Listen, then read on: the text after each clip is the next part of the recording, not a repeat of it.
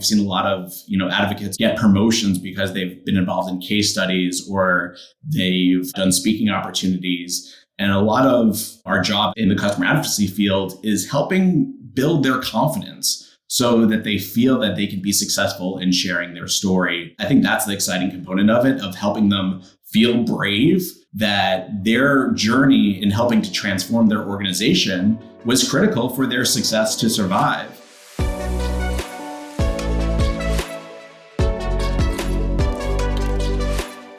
Alrighty, folks, I'm Sam Shepler, and this is another episode of the State of Customer Storytelling podcast, brought to you by Testimonial Hero. This is the podcast that is all about helping you as a B2B marketing leader get the download on the most current practices and tactics related to all things customer storytelling, customer advocacy, and customer marketing. Our guest today is Jeff Gabel, the Customer Advocacy Lead at ServiceNow. Jeff, it's fantastic to have you here today. Welcome to the show. Sam, I appreciate you having me and excited to dig into it. Absolutely. I know we were talking about it in the pre-show just now, and one of the things that came up is how right now, human stories, customer stories are just more important than ever. Tell me a little more about that. Why are customer stories more important than ever right now? Sam, I think that's the theme. We're getting back to human. We're telling really amazing stories and we're putting our customers at center stage. We want to focus on what drives people, what drives purpose, and how we make our customers' journey a lot easier. So we're really getting at the heart of our customer stories and really making it about them and putting them first. We're putting them on center stage and we're championing our customers, our main stakeholders, those who are doing amazing work and driving digital transformation across their business. So we're really excited to tell these customer journeys that are all about people and what's feeling behind them.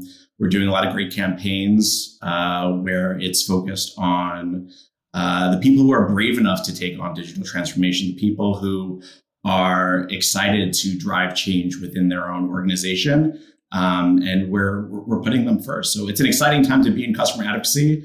And it's very much about the human story, their journey, their success, their challenges, just a very human concept to talk about everything and to be really transparent about it.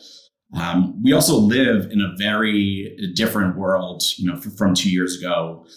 With COVID, it's gotten a bit more skeptical, one could say. And we want to drive those human to human connections, whether those are reference calls where we're putting together two customers together to talk about their journey, or whether it's a case study or a video that drives the real human impact of how the organization has benefited from the platform. So yeah, it's exciting, and we're driving a lot of these human stories right now. I love that you brought up, showing how brave people are, to in like kind of spotlighting the customer. Tell me kind of more about that. Why is that such an important concept in your opinion to make the customer the hero of the story? Well, I think what's really interesting within advocacy and what I've experienced is a lot of our champions and main stakeholders don't always get the credit that they deserve. They're in the background, they're pulling the strings, they're, like I said, driving digital transformation, but it's very much in the background and they don't get the exposure that they deserve. So the reason why I love being in customer advocacy is it brings to light our customers and their success. They find that, they're doing business as usual, but these are really important, changes that they're making in their organization to drive people and process. So what's really exciting is bring their human stories to life, to have them get the recognition they deserve.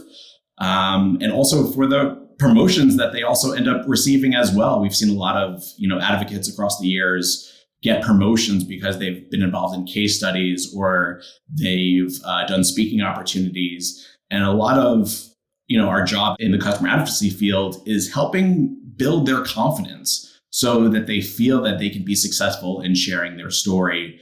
So I think that's the exciting component of it, of helping them feel brave that their journey in helping to transform their organization was critical for their success to survive. So it's always fun working together with the customer and getting them to that aha moment where they're like, wow, these are the KPIs that we've delivered. This is the ROI that we've put back to the organization. And, really, I've been so busy that I haven't really thought about it. And I think that's the most surprising part, that most customers don't even think about their own KPIs. They're so busy. They're so heads down. And we're helping to unlock that value, to help them really be confident in their own success. And that drives everything. That drives success internally, because when executive stakeholders see those case studies, see those videos, and take a step back and say, wow, that's really amazing. So it's really a proud moment to be in customer advocacy and to help boost their confidence, boost their bravery, to share their journey. And how do you build that trust with customers, really quickly, maybe prior to, the experience, right? Like it's, they really have this sense of pride after, maybe you've established the relationship and you've held them up as a example of best practices and made them look awesome and just like a rock star in their industry. What about, before that? How do you build that initial trust to actually start those conversations and start those initiatives? Yeah, it's definitely a long journey from initial conversation to rock star status. But, like I said, it goes back to being human. How do you build really human relationships, really trusting relationships fast? And that stems back with, working with, the account teams. So you really know you have the best data going forward into some of those customer conversations, that you're well prepared and can really help craft their journey and make sure it's a great experience. What we like to call it in advocacy is creating like a la carte opportunities, which means how do we deliver hospitality a la carte, and how do we let the customers feel like they're in the driver's seat of choosing, their path forward with advocacy? Are they comfortable speakers? Are they good at driving change in their organization? Are they storytellers? Whatever it may be, I think that first initial conversation where you're getting to know them is really about getting to know them and really what drives them. Are they interested in, getting exposure and getting a promotion? Are they interested in, something else? Are they interested in helping others, support change? I think understanding their persona really quickly when you have those first initial conversations are critical, because that will help drive further outcomes. But to get to that journey from that initial starting point, and really getting to know them and what drives them will help you craft the opportunities ahead and make sure that you can match them with the right opportunities, because not everyone is geared for center stage or for speaking at the next, keynote event. You want them to feel comfortable. So you have to really develop that level of comfort with them, show that you're a partner with them, that you're their biggest advocate. That's what I like to tell our customers, like, I'm your champion, I'm your advocate. I want to find the right opportunity for you based on your unique set of skills. So how can I help you? How can this be about you? Because this is not about me. This is not about, organizations that we support. We want this to make it about our customers and about our champions. I love that you brought up, understanding their persona, because that is a nuance that I personally, don't hear it as much. And it's such a good point, right? It's, letting them choose, their path, and that some people will gush over a reference call, and that fits, what they would like to do, but they're not going to ever do a, speaking engagement in front of 1,000 people. Right. Yeah. And so that is, I'd love to just kind of double click into that a bit more. I guess, how do you sort of frame, even when you're starting those conversations at ServiceNow, how do you sort of frame it, going about setting up that initial meeting, if that's kind of how you do it, to kind of, I guess, onboard them into your program and start to like gather that info and understand their persona? How do you guys, really functionally go about that? Yeah, I think it starts with having really good intel and then building from there, having the right stakeholders in the room. So whether it's bringing in the account team, bringing in, a solution consultant to really help, bolster the conversation and to really, ping pong it at play. How do we dig as much information as we can out of the customer? How do we identify the persona? How do we understand the KPIs really quickly so we can dig into that? And I think what's really critical as well when you're thinking about, big organizations, and most likely when they're public, is figuring out what are their top line themes in the organization that they're looking to put out into the marketplace. So really doing your research with the account and understanding, what's the news, what's the top line headers, how have they done historically, and what are the key, missions for the CIO, for anyone, in that organization. So if you can understand that and really do your research, you can figure out how those KPIs relate to top line growth and to messages that they want to put out in the world. So if one of their core missions is to drive digital transformation or to create a really seamless experience for customers, how do you take some of those KPIs and translate that and make it so they are the most customer-centric organization?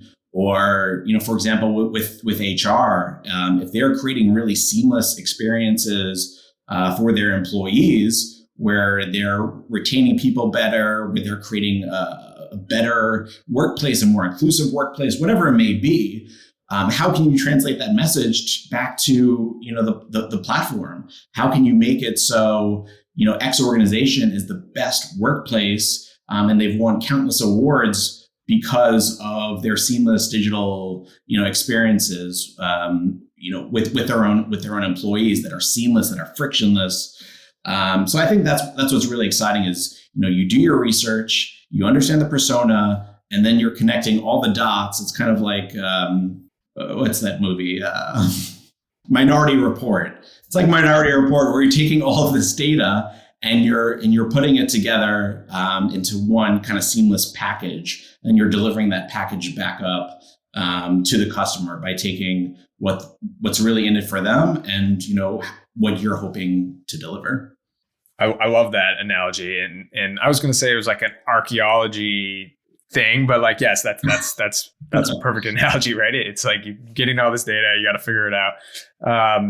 I want to get more of your insight on the breadth or the menu of all these different advocacy activities, because I think a lot of people, especially as they're maybe at a smaller size company and they're just getting started on this journey, that they think advocacy consists solely of writing case studies, doing reference calls, and doing video testimonials, right? And like, honestly, that's a great start for at a lot of stages for folks. But you all clearly have a bigger menu, right, of advocacy options. Can you share more specifics on that? What are all the ways that if I'm an advocate, if I want to, if I'm willing to advocate for ServiceNow, that I can potentially participate? Well, I think the interesting thing within advocacy is every organization that I've been in has been different approach with advocacy, meaning I've used different skill sets based on the organization to really, drive the practice. So whether you're building a reference program, whether you're doing a more programmatic, program that's gamified, or doing, traditional case studies, reference calls, working with events, to play speakers, they're all different. They're all different characteristics, and they're all different skill sets. So what I think is exciting is, right now we have the full, menu of opportunities, and my job is very much focused around, building relationships with people. That's the left side of the brain that I really enjoy, where it's not just about, pumping out a case study, but it's about the relationships and the journey mapping, and making sure that this is the right opportunities for our internal stakeholders, for our external stakeholders, and, as we talked about, putting together the pieces of that puzzle. So we have a full menu of opportunities, from analyst relations, speaking opportunities, case studies, one-to-one reference calls.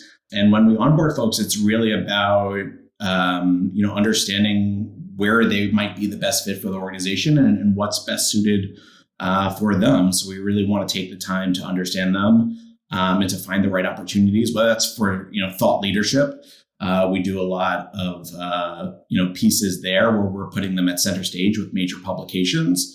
And a lot of folks get really excited about it, especially, CIOs and other, core stakeholders where they want to build their own personal thought leadership. So I think it's exciting. We have something for everyone. We put it out a la carte and we let them, kind of sample everything. But, it's exciting, and we try to make it as best as we can. And I love that. And I know there's Liz and Dina, Liz Richardson and Dina Zenik at Captivate, I think have this saying that like advocacy is a practice, not just a platform. And I think it's such a good point here. It's like, it is really a practice, and it looks different at different companies. And, but it's all about, finding what the best thing is, in everyone's, unique situation. And you're right. It's like, it's never quite the same exact thing. So I know we talked a lot about the human side of, of these stories, holding, up customers as champions. Let's kind of flip over to like the revenue side of the coin, right? How do you sort of balance, or how do you think about kind of balancing these kind of sometimes competing, maybe sometimes competing priorities around like, at the end of the day, all these activities, like we want and need them to expedite the sales process, right? Versus like maybe, and sometimes that can come under, shorter term pressure versus maybe the human, taking our time, making our customers the hero. How do you sort of think about that balance, or does it just kind of work out naturally, I guess? Yeah, I think it's a challenge where you're trying to use everything in your arsenal. So for example, with sales and references, you're using a mix of, case studies and group reference calls and one-to-one. And I think all are, becoming equally important in terms of the mix of the funnel to make sure you can expedite sales cycles, that you can build confidence, and that you can drive change. And you're really working with those sales teams to make sure that it's what's best for the customer, it's what's best for the prospect, and that you're balancing it all accordingly. On the marketing side of house, when you're doing big, campaigns, whether they're brand campaigns, and they want to do a video or they want to do something else. I think it's just a balance of working with the customer, working with the internal stakeholders to make sure that it's the right fit. But I think always having the best intentions for your customers and helping them feel comfortable, feel confident, that it's right for them and it's right for the brand as well. So really making sure that going into it that this is something that's going to be a benefit, a net positive for your customer to engage in. You never want them to feel uncomfortable. You always want to protect their best interests. I say, our advocacy team are protectors. We are guardians of the galaxy, where we have a lot of the insights and the knowledge on customers, on product, on usage. And it's such an interesting mix that we have visibility into, that we want to make sure that we're using the right resources at the right time. And even with references, sometimes sales might get really hung up on a certain customer, but it might not be the right customer. It might not be the right customer to speak with them, or it might not be the right timing for them if they did a one-on-one last week. We always want to make sure that we protect our customers, that we can serve our stakeholders, whether that's sales or marketing or product or any part of the organization, and we do what's right for the company overall.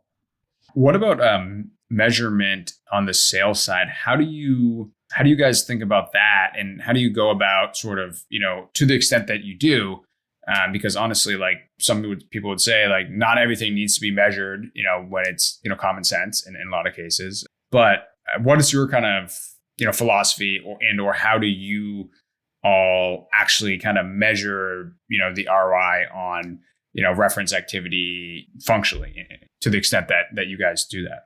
Yeah, so we're looking at a few things. Obviously, top line, looking at net new ACV, what we can influence, and how appropriately, what are the actual win rates of those that do get references. I think speed is a tricky component, because speed of how quickly you can deliver a reference is a bit subjective. And we also want to try to help support deals sometimes earlier rather than later. So rather than a salesperson saying, I need a reference tomorrow and putting, customer in a tricky situation, we try to make sure that we're somewhere in the mid to later stage cycle, that we can have the appropriate time, that we have the appropriate intel to make sure that we can, place references accordingly without putting strain on our program and without putting strain on a customer, and with, the prospect also feeling comfortable as well. So really looking at net new ACV, looking at how healthy our pool is of advocates, what is our mix of, resources, whether that's, case studies within an appropriate division, reference calls, speaking sessions, things that we can use as a mix to really serve up to our prospects and help them along the journey. Because you also want to make sure that at the point that they're having the one-on-one reference call, that they're asking the right questions. So really working closely with the sales teams, that the prospect understands, the right questions to ask on the reference call, that they're not going in totally blind. So your references don't have to do the full heavy lift of selling. They're there to solidify confidence, to share their journey, share their success, the challenges, but, not having to put them into a position where they're selling as a solution consultant or anything else, because that just puts a lot of strain on them. And that's how you burn out, programs really quickly. And then, making sure afterwards that, these are good conversations, doing surveys, with the account teams afterward, doing surveys with, our advocates who are having these calls, what are their NPS? How are they feeling? So I think there's a lot of, human emotional elements that we're measuring, but also, top line growth, sales, win rates, et cetera, to really balance it. But I think it's a mix that you really have to be cognizant of. That's such a good point, and getting the vibe on the more qualitative things as well as the kind of obvious quantitative ones. I know you in particular have a ton of experience in references. How have you seen references maybe change over the past couple of years, and where, if you kind of had to look into your crystal ball, where do you see references and reference management going in the future?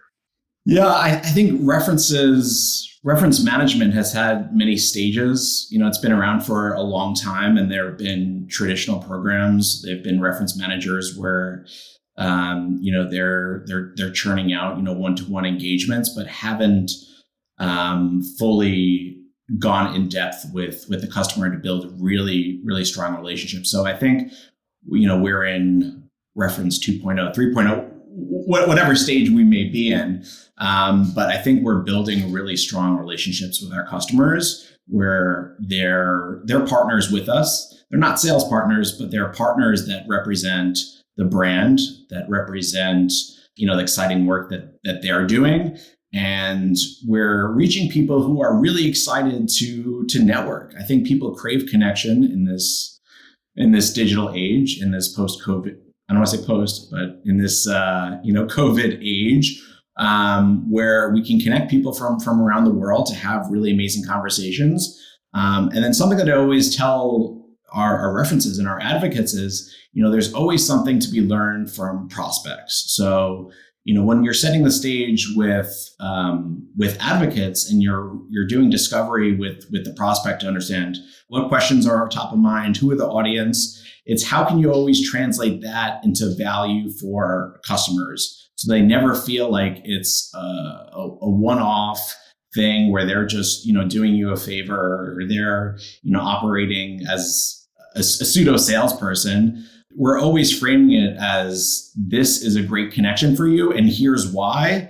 And as much as the prospect has questions for you, you can ask questions to them and hear about how another, top line, enterprise organization is doing things at their organization, and how can you help eliminate hurdles that are in front of them that maybe you've stumbled upon. So people, I think, generally like to pay it forward. That's the kind of community that we're building with our advocates. They like to connect. They like to ask questions. They like to help people. And I think that's the exciting part. And we're really invested in our advocates' success as well, because they play such a key role in our success, that we want to do everything that we can for them and make it a really seamless experience for them, where if they're spending their time, they know why, and they're excited to participate. I really want to underscore that, that two-way exchange of value, because even for reference calls, right? Because I think, a lot of times in advocacy, we talk about always, make it a two-way exchange of value, but there's obvious ways to do that for other, things in the menu of advocacy, but reference calls sometimes kind of just get forgotten, right? So that's such a great point. Like, there is value, in a reference call. There, like, as you said, there's the networking, there's the ability to just, ask questions of the person. Are there any other areas of like reference calls that you've seen people kind of get value from participating in? Yeah, I think people like doing, group reference calls, which are just, more reference calls at scale. People like bringing in other, people from their team to really, showcase leadership. And a lot of the times they're connecting with each other on LinkedIn afterwards, and they're off on their journey, and they're, stay in touch to figure out how things go post implementation. They're working with the same partners. They're, hopefully they're fast friends. I don't know, but I think it's exciting when people create that aha moment when they're reciting back their own journey and they're saying, wow, like, I can't believe I've accomplished all of this. And the prospect is saying, wow, I can't believe, they've had tremendous success and they're having that journey ahead. So, when a customer and prospect can come together and they're inspiring each other and showing that, it's possible. We did face some challenges. There are some, headway wins. That's to be expected. But here's some tips to overcome it. I think that's really exciting. And for the future, I think, building our base, our community of champions, to grow and have exposure with our organization, to feel super connected, to best represent our brand, our values as things move, to kind of have the insider track of what's happening within our own organization, so they feel super connected, is critical, because these stakeholders that we deal with, their career is very tied with our own success as well. So they want to be a part of that. They want to grow, and they want to feel that importance as well. So if we can make them all-stars, if we can make them feel they have the insider track, if we can create strategic connections for them, then I think we're doing it right. And I'm looking forward to growing that pool even bigger, and then hopefully that person that took that reference will one day become the champion and pay it forward to the next person. But anytime anyone shares their journey, their story, their success, we want to make sure that we're also reusing and recycling everything possible, so we can make the most out of their we're mining for gold, and we want to make sure that we're using that gold and not tossing it out with the river. Oh, that's awesome. And Jeff, any other things that I didn't ask you that you think would be powerful to share for someone maybe just getting started or earlier on in their customer marketing and advocacy journey? I think the big advice is focused around the change management. What walls can you break down, from the customer advocacy side? We're so cross-functional with so many teams, but I think when you work with sales teams, how can you really focus and double down on that? So you're, breaking bad habits from salespeople who are utilizing their own people over and over, week after week, without utilizing a centralized system like what our team offers with references. How can you really, understand sales, their process, their journey, and make sure that you're a part of it, that you're a part of the team, that you're a strategic consultant. A lot of the time, what we're building now is our own brand with references, meaning, we're fast, we're reliable, we're dependable, and knowledgeable, that we can provide you the best tools, resources, to deliver, to help expedite sales cycles, to help build strong confidence, in deals. So no matter what stakeholder you deal with when you're in advocacy, whether that's marketing, whether that's sales or product, how can you really double down and understand their process every day, what drives them, and how you can be a strategic partner to them. I think that's the best thing that you can do, and that will help everything flow a lot easier. Jeff, where can people get in touch with you to connect? What's the best way for someone to reach out and connect with you? Yeah, you can find me on LinkedIn, Jeff Gabel, and I'll be happy to connect, talk more about advocacy, and hear about your own journey. Fantastic. Well, Jeff, it was a pleasure to have you on. Thanks again for hopping on the show. Absolutely. Thanks, Sam. Appreciate it. Alrighty, folks, that was another fantastic episode of the State of Customer Storytelling with Jeff Gabel, Customer Advocacy Lead at ServiceNow. A couple of really highlights that I just want to, underline there from that episode. The focus on, human stories and how they really are, more important than ever in the macro environment that we're in. Also, understanding, your different personas in your advocacy program and realizing and letting customers choose their path, letting customers find out what drives them and understanding that and, giving them that flexibility. That was a, huge insight for me personally. And a couple other things, the reference calls. How can you make it, a two-way exchange of value and realizing that you absolutely can and, making that happen, not just, writing it off like, oh, this is a reference call, but realizing there's a lot of ways that if you get creative, you can make, your reference call a true two-way exchange of value. A lot of good stuff about measurement, top, net new ACV, measuring, how deals are affected by reference calls. And then finally, being cross-functional, working with sales or, working with, marketing and understanding their process, understanding, their journey and building, your own brand and your own customer advocacy brand internally. Really enjoyed that episode. And if you have any other guests who you'd like to have on the show, just shoot me an email. My email is sam@testimonialhero.com. And until next time, we'll see you in the next episode.